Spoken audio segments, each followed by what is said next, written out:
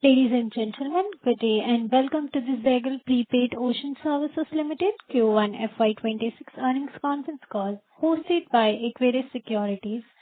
As a reminder, all participant lines will be in the listen-only mode, and there will be an opportunity for you to ask questions after the presentation concludes. Should you need assistance during the conference call, please signal an operator by pressing star then zero on a touch-tone phone. Please note that this conference is being recorded.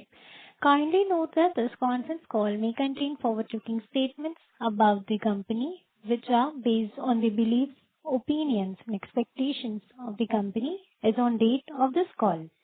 These statements are not the guarantees of future performance and involve risks and uncertainties that are difficult to predict. I would now hand the conference over to Mr. Rohan Mandora from Equirus Securities. Thank you, and over to you, sir. Thanks, Muskan.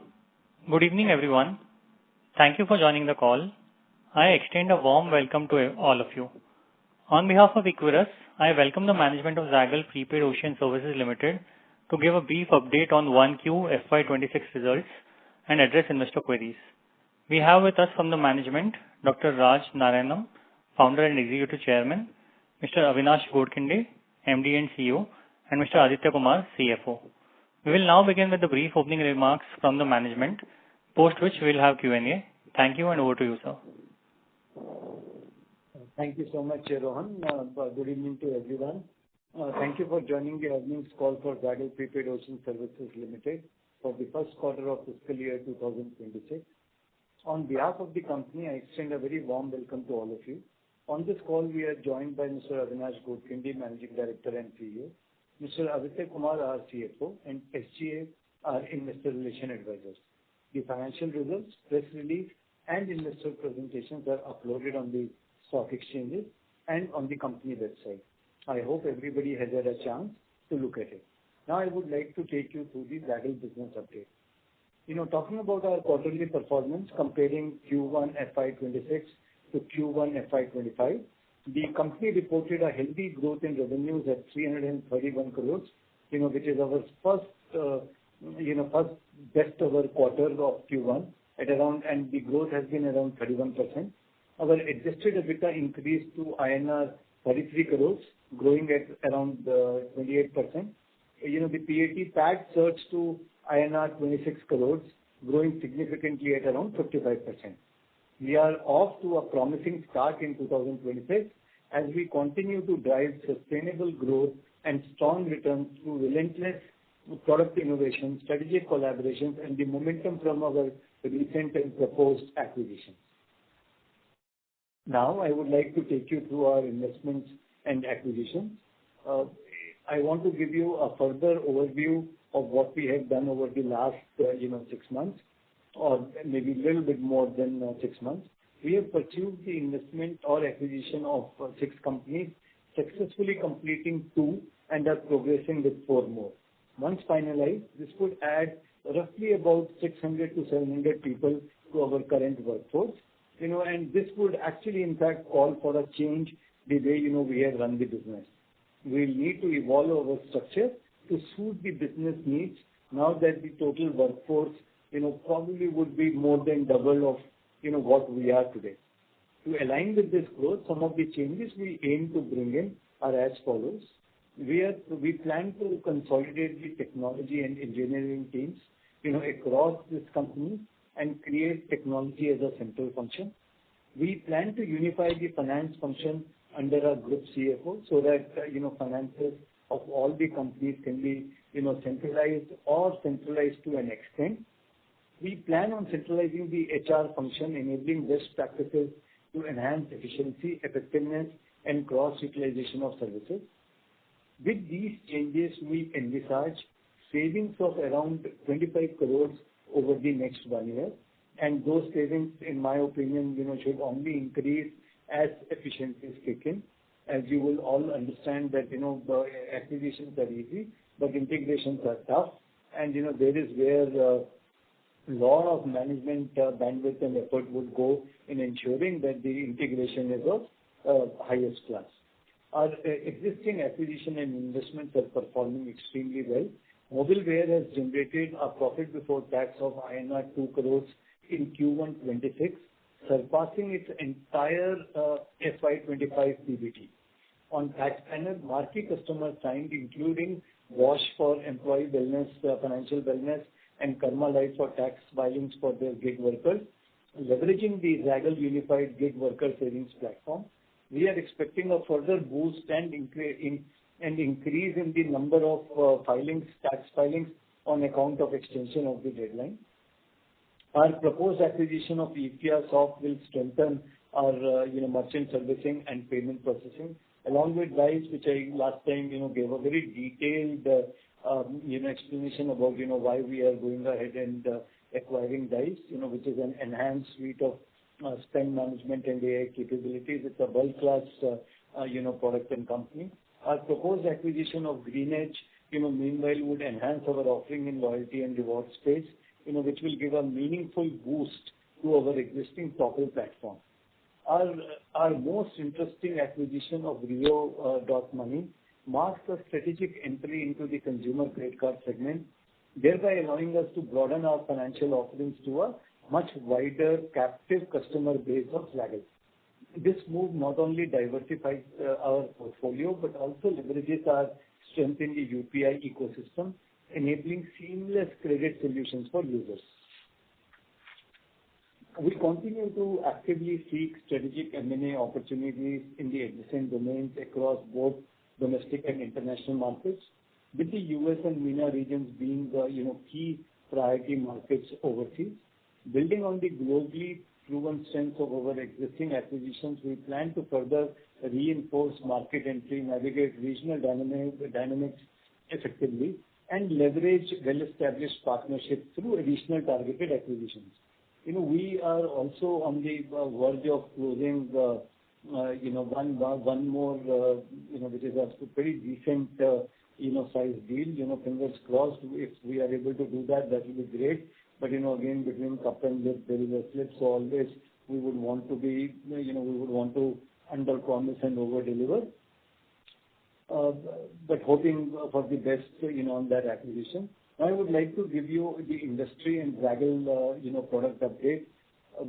Take this opportunity to highlight our product developments which have happened. As said by Eric Schmidt of Google, the greatest breakthroughs won't come from AI alone, but from those who learn to harness it.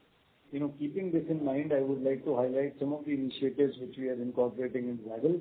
On sales automation side, we, for our flagship conversational AI platform for Zentel, which enhances the multi-channel customer engagement. We also want to launch our multilingual conversational AI tool in the upcoming months, maybe about 3 to 4 months is when it should be fully ready. We have launched an AI-powered bill processing automation tool, which is already deployed, which has led to about 80% plus reduction in overall TAT for bill processing. We are also in the pilot stage of our AI-driven claim validation and approval workflow. So utilizing, AI to as high extent as possible.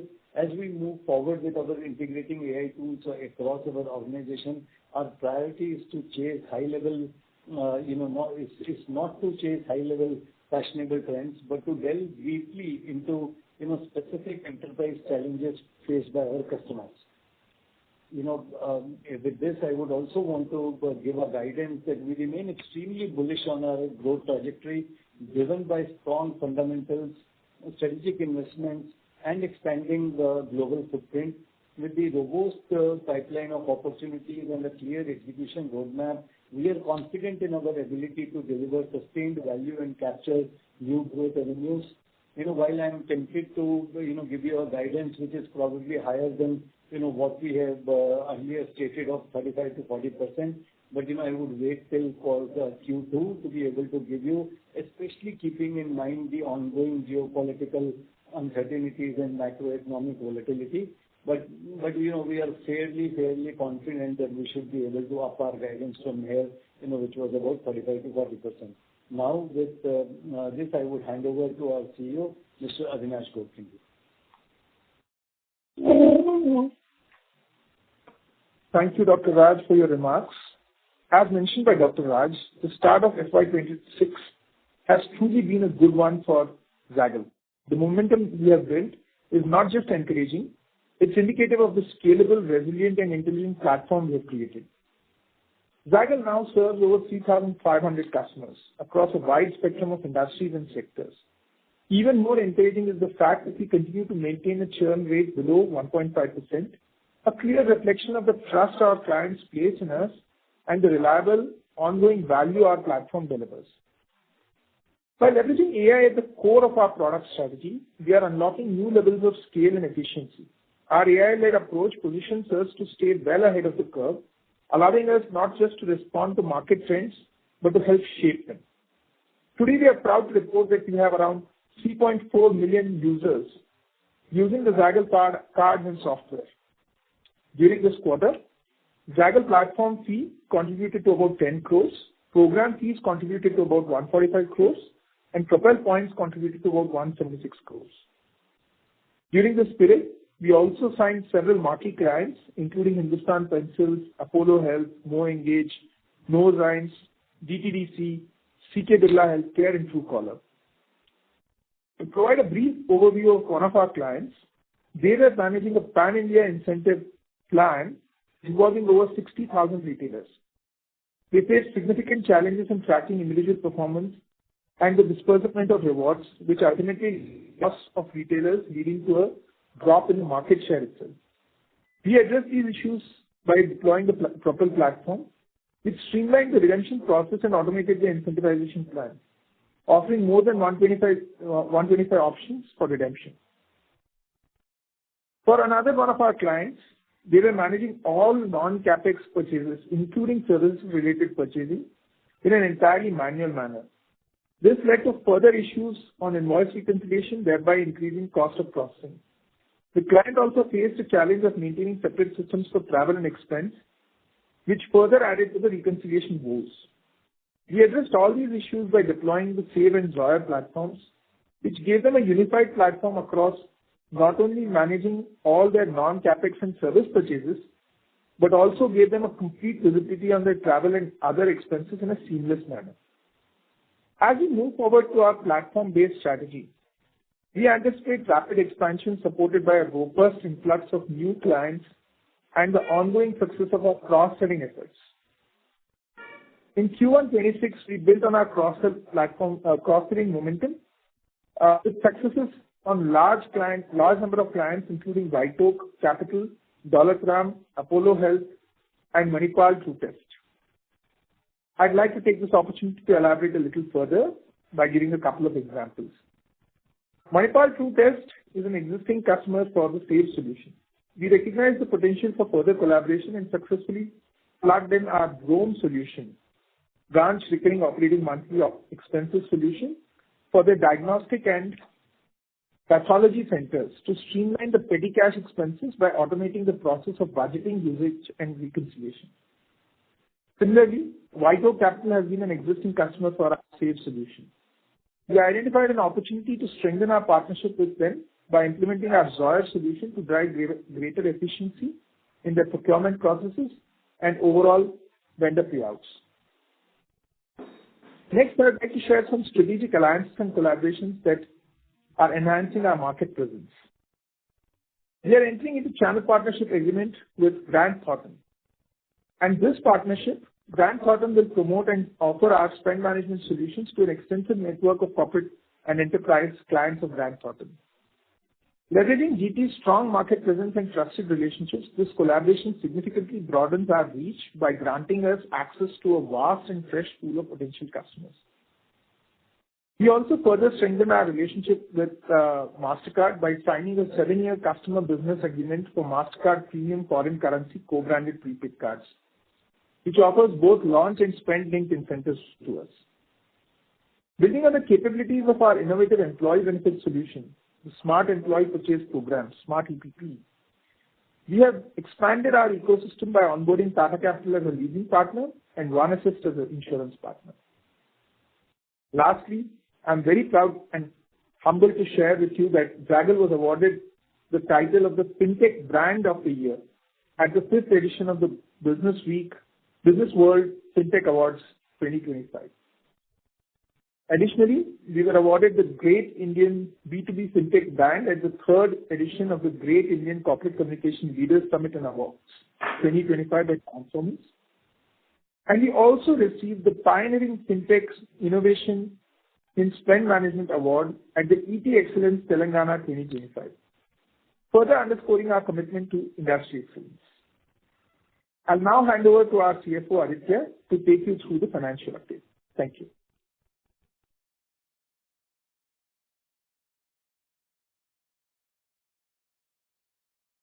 Thank you, Avinash. I'm pleased to share that CARE Ratings has assigned Zaggle a credit rating of A- stable for availing credit facilities from banks.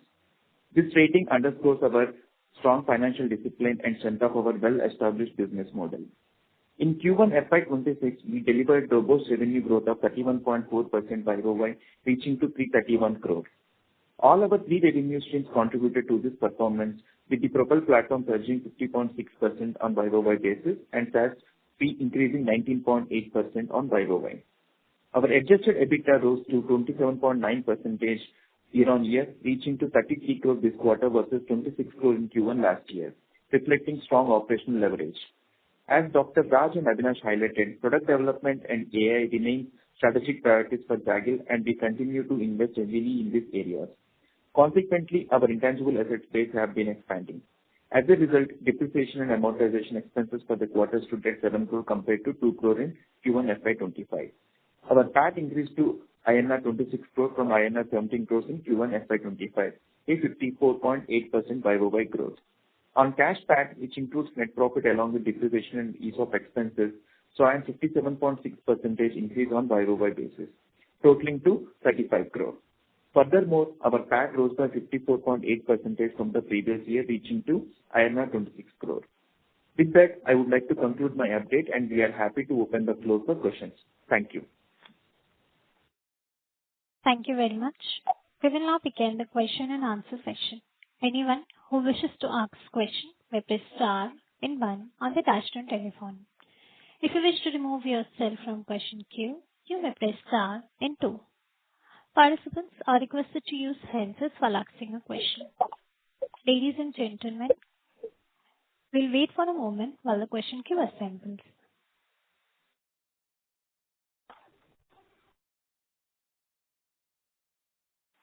The first question is from the line of Parikshit Kabra from PKD. Please go ahead. Hi, thank you for the opportunity.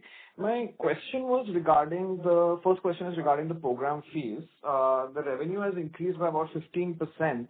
I think last call we had, the guidance was that we will be growing this by 30% from this quarter going forward and it wouldn't be backloaded. Any commentary on that? Hi, Parikshit. Thank you for your question.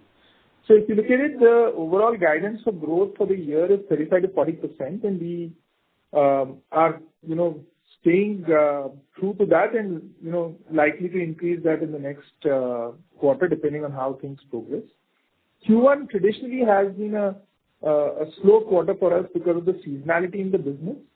Also, if you look at how we have tried to focus more on the PAT and PAT growth and the incentives, if you look at the incentives growth, incentives as a percentage of the program fees, both these line items correspond 1-to-1 to each other. That is 65-66% this quarter versus 71% last year.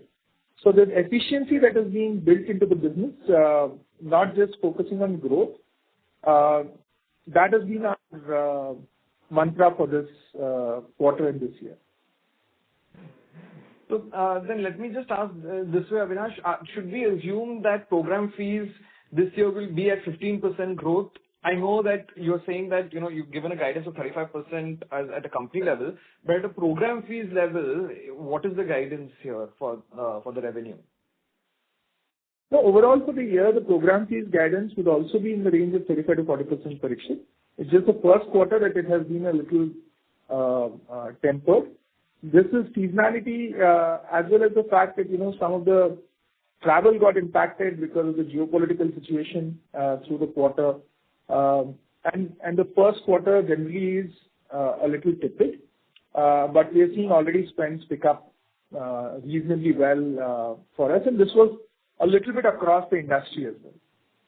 Got it. Perfect. Thank you so much. The second question was on other expenses. We have seen a sharp decline in other expenses.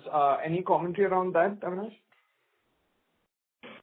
As I mentioned, Parishit, we are focusing on efficiency, trying to increase our margins and profitability, and the other expenses reduction is a reflection in that. We'll hopefully continue to work behind the scenes on this, and we'll try and deliver even better results in the coming quarters. Perfect. Thank you so much. I'll join back the queue. Thank you. Thank you. A reminder to all the participants, you may press star and one to ask question. The next question is from the line of Maitri from Sapphire Capital. Please go ahead. Hello, good evening. Am I audible? Yes, ma'am. Yes, you are audible. Yeah. Firstly, congratulations on the results. Just 2-3 questions I have. Firstly, on the growth guidance, you've guided for 35 to 50% on the standalone basis. What sort of incremental growth do we see happening from our inorganic acquisition for this year? Could you quantify a revenue for that? It's a little early for us because some of these acquisitions are still getting closed. While we hope to close 1 or 2 by end of the September 30th, but you would appreciate that sometimes these processes take a little while longer. So a little hard for us to quantify that and say. But suffice to say, as we mentioned, the mobileware performance, mobileware is not a acquisition but an investment. But there we have seen fabulous results, already 17 crores of revenue against, in the just first quarter, against a full year 33 crores for the last full year. And the PAT also has exceeded the last year's full year number just in 1 quarter. So we hope to deliver great results with our other investments and acquisitions as well. Okay. My second question is, we mentioned in the last quarter that we'll be increasing our EBITDA margin 100 basis points every year for the next 3 years incrementally. Do we still stand on that guidance? Yes, we are working towards that. That's what the guidance is. And could you please give us some drivers for this growth happening in our EBITDA margin? Efficiency, operating leverage, as we mentioned about the other expenses, reduction in incentive costs. This business is a tech-first business, and with AI coming in a big way and we leveraging it, we see a lot of exponential efficiencies kicking in. It's truly amazing what AI can actually do. If you strip out the froth, there is a lot of value to be extracted using AI and AI tools.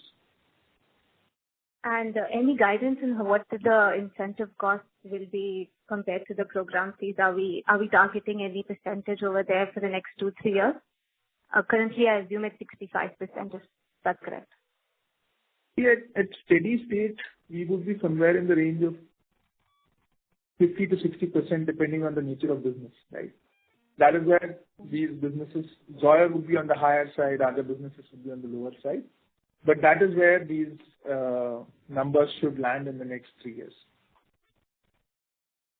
Okay. And just last question, so sorry. Just the ESOP cost for next year, FY27, if you could guide on that. A little too early because we are making these acquisitions, and there could be some ESOP costs that come in as part of those acquisition structures as well. But a little too early for us to be able to guide for the next year in terms of ESOP costs. Okay. And we are hello. We are guiding for about 2 to 3 acquisitions for this year. Is that correct, right? So see, already we have spoken of the acquisitions that we have announced and we are doing. There could be one more large acquisition that we'll do this year, which we'll announce in due course. Yeah, that is it from my side. Thank you. All the best. Thank you. Thank you. The next question is from the line of Rajat Agarwal from Nilgiri Investment Managers. Please go ahead. Good evening, sir, and congratulations on a good set of results. I have two to three questions, if you may, please. One is on the collaboration that we do with the likes of Grant Thornton or Kotak Bank. So any customer onboarded through these collaborations, the margins for that customer would be a little lower than what we would have achieved as a direct, if we had approached the customer direct. Will that understanding be correct? See, when we get a customer from a partner bank, banks are not allowed to make money on, non-banking services like software sales, right? So basically, it's an introduction done by the bank to us, and we then convert the customer. The bank's expectation is that the service quality is very high and the experience is great, but banks don't make money on that.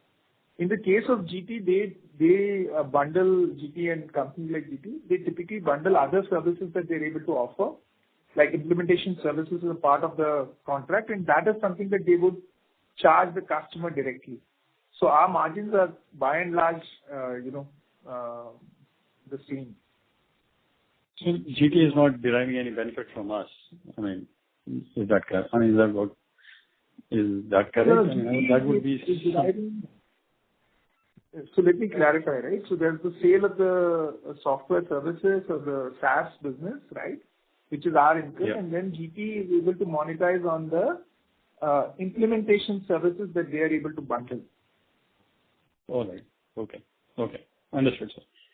Okay. So second question is on the global footprint that was mentioned during the initial part of the call. Can you throw some more light on how we are trying to achieve that? And a related observation is that we did invest in some funds. So is that part of that strategy, and do we plan to invest more amount in those funds or any other fund? Yeah, so see, global footprint, we want to be very calibrated and very wise. We try to be as wise as we can as to how we enter into those markets with maximum impact, with minimum investment, right? So keeping that in mind, one, of course, is a strategy where we, take our solution to markets where there's greater, profit pools, like the Middle East, and willingness to pay for SaaS software, although it's increased a lot in India today. But markets like the US and Middle East, that is higher. Of course, some of the markets, there are very dynamic, things are changing on a very frequent basis. So in those markets, we tend to also do a little bit of wait and watch. The other strategy is to make small ticket investments through, VC funds who go ahead and deploy this capital in early stage SaaS companies in markets like the States. That gives us tremendous insight as to how the market responds. We get direct access to the founders and their thought process, potential partnerships, some of them potential acquisition opportunities, depending on how those companies are performing and how they fit into our overall scheme of things. So basically, we are getting exposure and understanding of what's happening in those markets without actually being present in those markets physically and spending a lot of money in setting up a branch office or, office in these markets.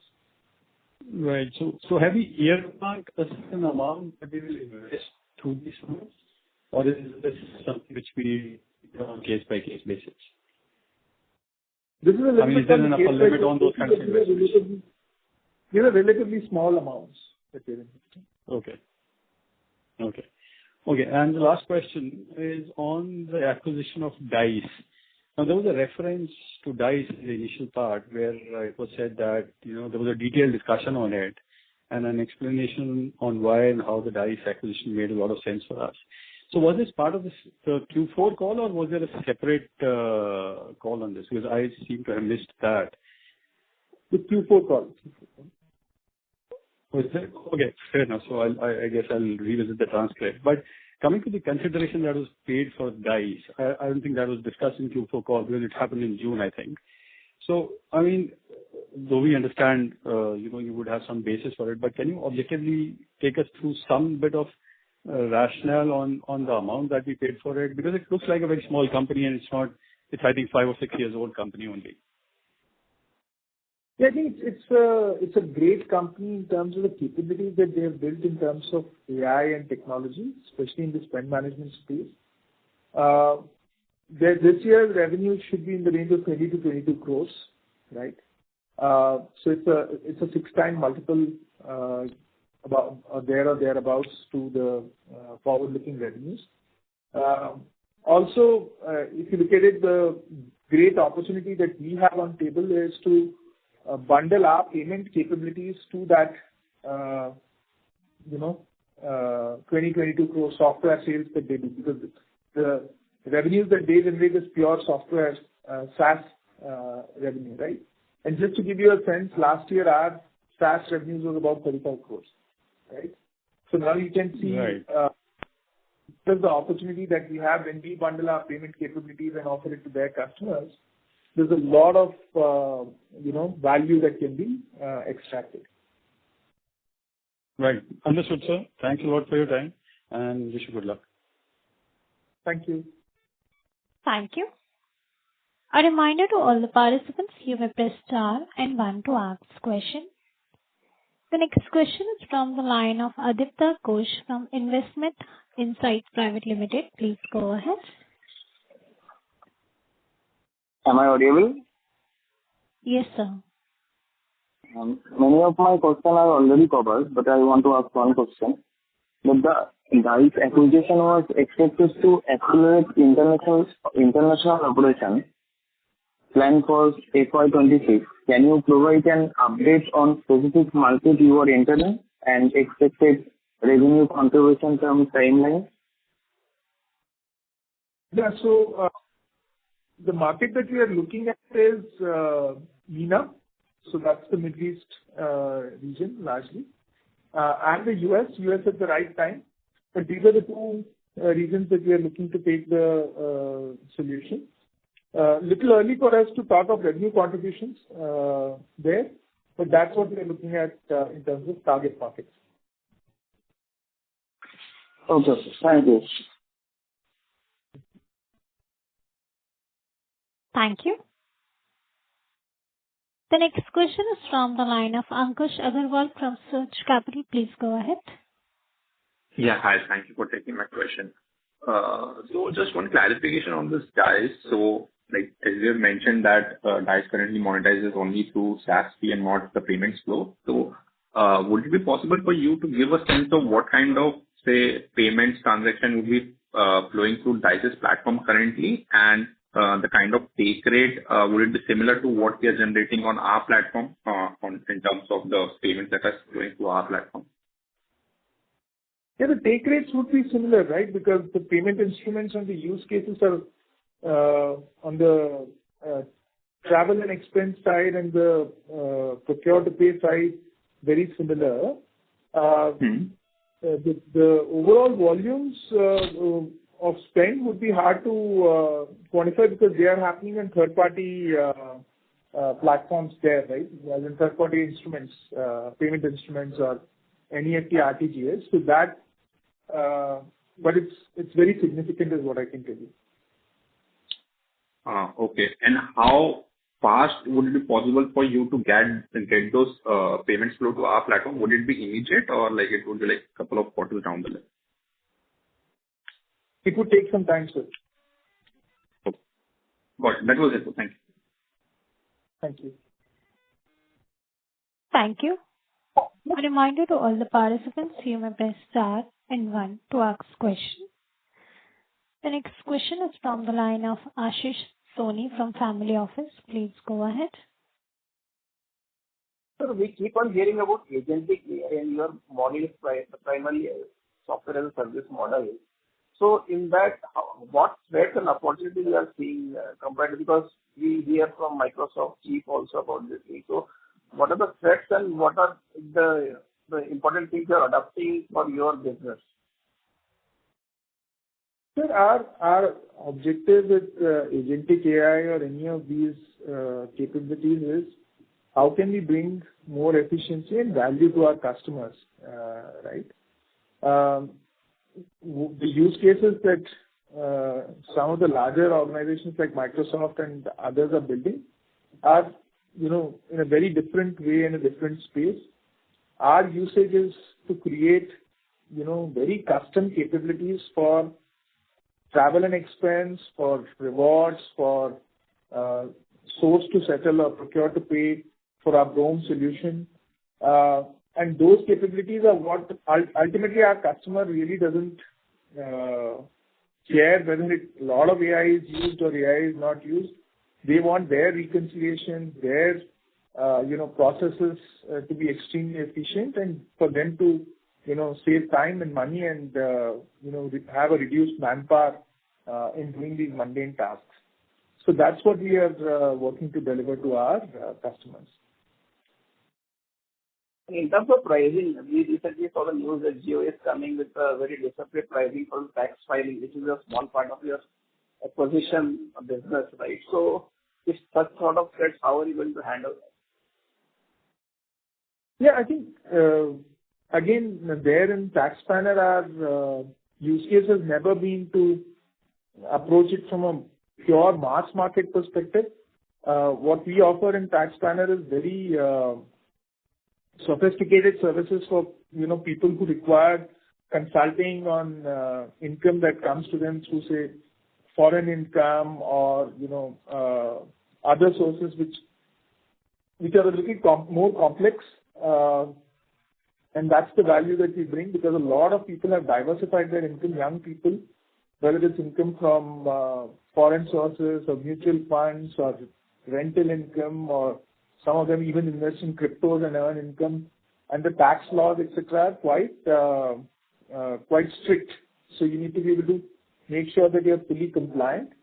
And that's where we are approaching this through the corporates, like we mentioned, Bosch, and we have other customers like HCL and Accenture, etc. We are approaching it through the corporate to the employee. And last question regarding the upcoming acquisition. So which are the target areas you are targeting, like in terms of like adjacencies? What are you targeting in the upcoming acquisition? If you can throw some light on that. I know it will be September or somewhere this year. So if you can throw some light on that, that will also help. So it's in and around the space that we are as a SaaS fintech in the space, spend management space, but giving specifics beyond that in terms of adjacencies is a little hard because we are looking at a variety of companies. The thesis has been consistent, and in the previous years we have shared what our thought process is, that it has to be either EBITDA accretive or product accretive, and culturally it has to be a good fit. So those are the kind of things that we are looking at. Okay, thanks and all the best. Thank you. Thank you. The next question is from the line of Manish Shankar from Mandal. From Albic Pharmaceutical Limited, please go ahead. Hi, congratulations on the great set of numbers. My question, I have two questions actually. One is, obviously, there was a mention of a lot of AI initiative and development which are at different phases of deployment. Wanted to understand, are these completely in-house or through a third party or some collaboration with some other companies as well? That is the first question. And second, how much of expenses are there in tech or capex in tech, especially in FY25? Yeah. So first question, basically, is this in-house or is this through partnerships? This is largely in-house, but across our different acquisitions and investing companies. As Dr. Raj mentioned, we are consolidating our tech and engineering teams, bringing the capability together. So that's the thesis.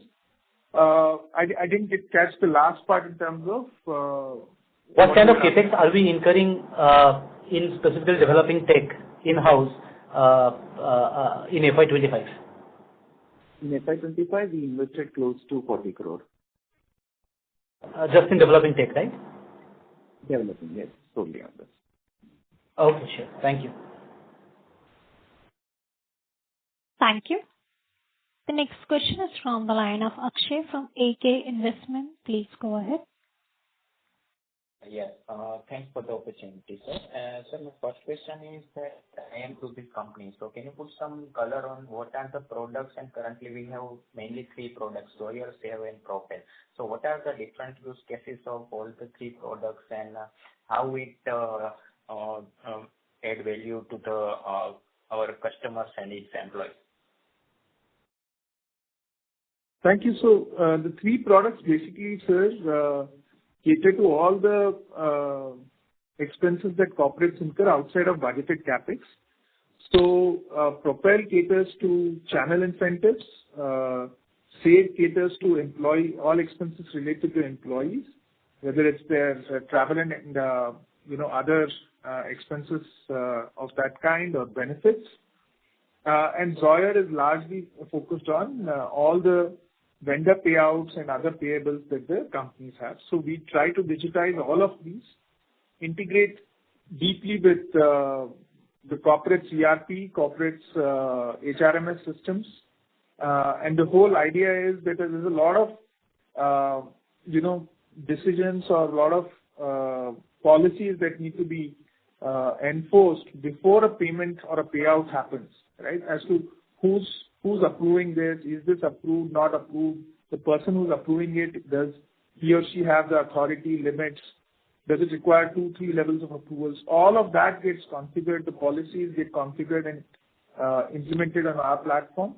And then there's a lot of analytics and a lot of, insight that gets generated through the dashboard that we have. And that also is of a lot of value to the corporate. To the user, who's typically an employee or a channel partner, through the mobile app, they get, the ability to be able to seamlessly file their expenses, to be able to actually in real time see where their money is and how their money can be spent most effectively.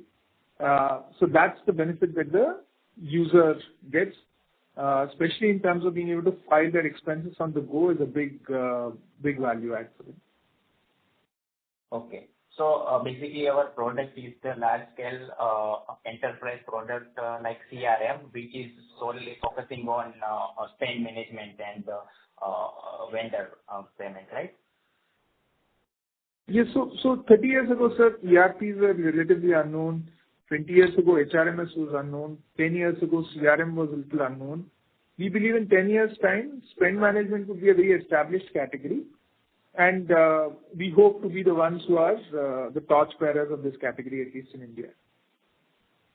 Okay, sir. Okay. And my second question is, how many players are there in India that provides the same type of products of spend management like us? And what is the competitive intensity in the products that we are working in? And I have also seen that Razorpay and all these payment gateways do have some typical product line as ours. So can you put some light on that also?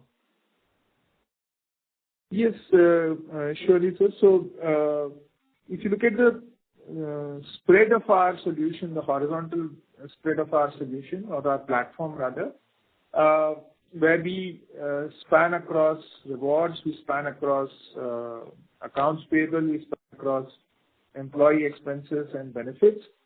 To the best of our knowledge, nobody does this at an enterprise grade level across all these 3 segments, and then covering prepaid cards, corporate credit cards, UPI, etc., which we do today. Regarding other companies, I wouldn't want to comment specifically on any other company. The company that you mentioned is also a partner of ours, solution to their customers as part of Razorpay X. So I'll leave it at that. Thank you. Okay, sir. Understood. And sir, my last question is, we are doing significant expansion in terms of inorganic growth, and we have acquired many companies in the past 1 to 2 years. So what is the logic behind that? Is that for the cross-selling of other products to our existing clients, or is that for expanding our capabilities in terms of service offerings and increase the consolidated top line? So we believe this space is right for consolidation. There's a lot of value that gets built through scale and operating efficiency. And we are able to today attract, a lot of opportunities given the position that we are in. And we are able to, hopefully close those deals at very attractive valuations. So this is a mechanism that we are using to be able to scale up rapidly and consolidate our market leadership. Okay, sir. Thanks. Thank you so much for the elaborate answers, and all the best for the future. Thank you. Thank you. The next question is from the line of Kushal Gonka from Mangal Keshav Financials. Please go ahead. Yeah, hi. Thank you so much for giving me this opportunity. So my question was, how is the cash flow looking for Q1, and what is the direction for the whole year? Like, what percentage of EBITDA can we expect to convert? Because since the last 4-5 years, I can see that cash flow conversion was one of the main issue. So if you can just let me know what are steps that we are taking for that, and what can be the guidance on it. Thank you. So if you look at it in the FY25, right, we just turned positive. And obviously, as we're in the growth phase, the cash flows, operation cash flows were negative in the last couple of years back to FY25. We turned positive in FY25.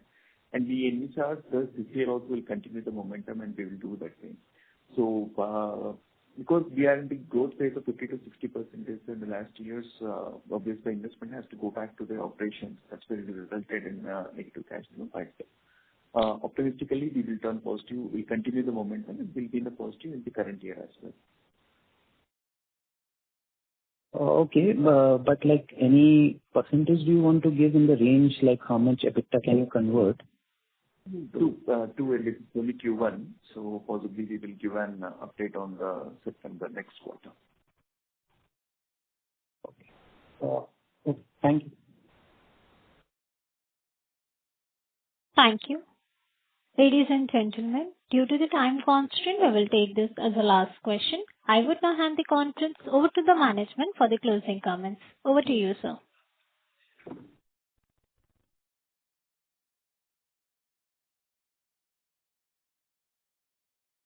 Thank you all for participating in today's call. We hope we have addressed all your queries and provided valuable insights. We remain optimistic and focused on the future growth of the company, and we are excited about the opportunities ahead. For any further information, we request you to get in touch with SGA, our investor relations advisor. Thank you, and have a nice Independence Day in advance. Thank you. On behalf of Equirus Securities, that concludes this conference. Thank you for joining us, and you may now disconnect your lines. Thank you.